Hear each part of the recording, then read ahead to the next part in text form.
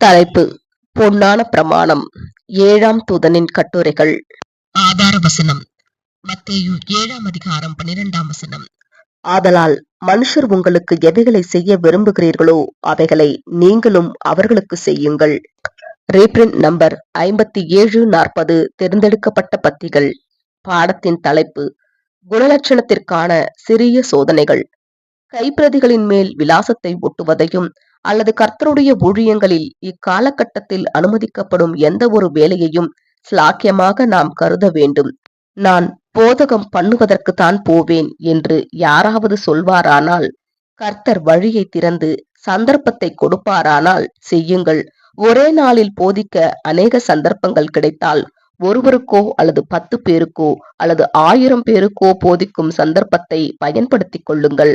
ஆனால் உங்களுக்கு போதிக்க எந்த சந்தர்ப்பமும் கிடைக்கவில்லை என்றால் கைப்பிரதிகளின் மேல் விலாசம் ஒட்டுகிற வேலையை செய்யலாம். இப்படியாக தபால்காரர் தான் படிக்கக்கூடிய வீட்டிற்கு அதை எடுத்து செல்லுகிறார் என்றாலும், படிக்கக்கூடிய விஷயங்களை மற்றவர்கள் கையில் கிடைக்கும்படி செய்வதில் நீங்கள் ஒரு கருவியாக இருக்கலாம்.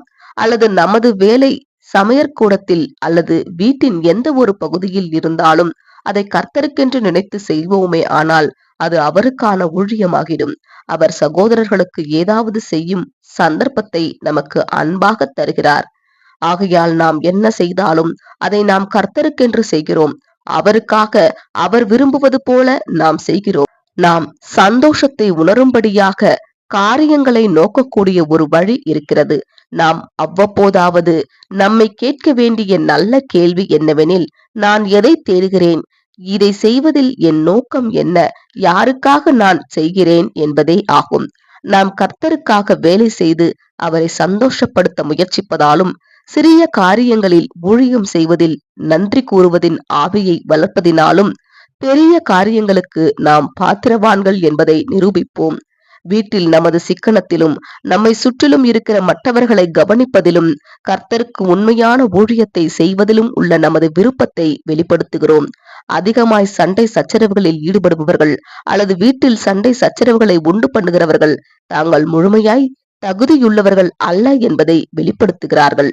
வீட்டை சுற்றி மற்றவர்களை தொந்தரவு செய்யும் விதத்தில் விசிலடிக்கிறவர்களும் அல்லது அதிகாலையில் எழுந்திருந்து அதிக சத்தம் போட்டு மற்றவர்கள் ஓய்வெடுக்க முடியாதபடி செய்பவர்களும் அல்லது இரவு நேரத்தில் மிகவும் காலதாமதமாக வந்து சத்தத்தை ஏற்படுத்தி கொண்டு தனது அறைக்கு போகிறவர்களும் பொன்னான பிரமாணத்தை கடைபிடிக்கவும் மற்றவர்களது உரிமைகளை மதிக்கவும் கற்றுக்கொள்ளவில்லை என்பதை மெய்ப்பிக்கிறார்கள்.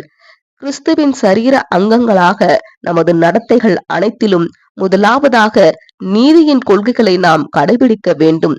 மற்றவர்களது உரிமைகள் என்னென்ன என்பதையும் அந்த உரிமைகளில் நாம் அத்துமீறுகிறோமா என்பதையும் நாம் சிந்திக்க வேண்டும். அப்படி செய்வதாக நாம் கண்டால் நாம் நீதியின் பிரமாணத்தை மீறுகிறோம் என்பதை அறியலாம். வாழ்க்கையின் எல்லா சந்தர்ப்ப சூழ்நிலைகளும் நீதி முதலாவது வர வேண்டும். அதன் பிறகு முடிந்த மட்டும் இரக்கமும் தயவும் உள்ளவர்களாக நாம் இருக்கலாம். ஆமேன்.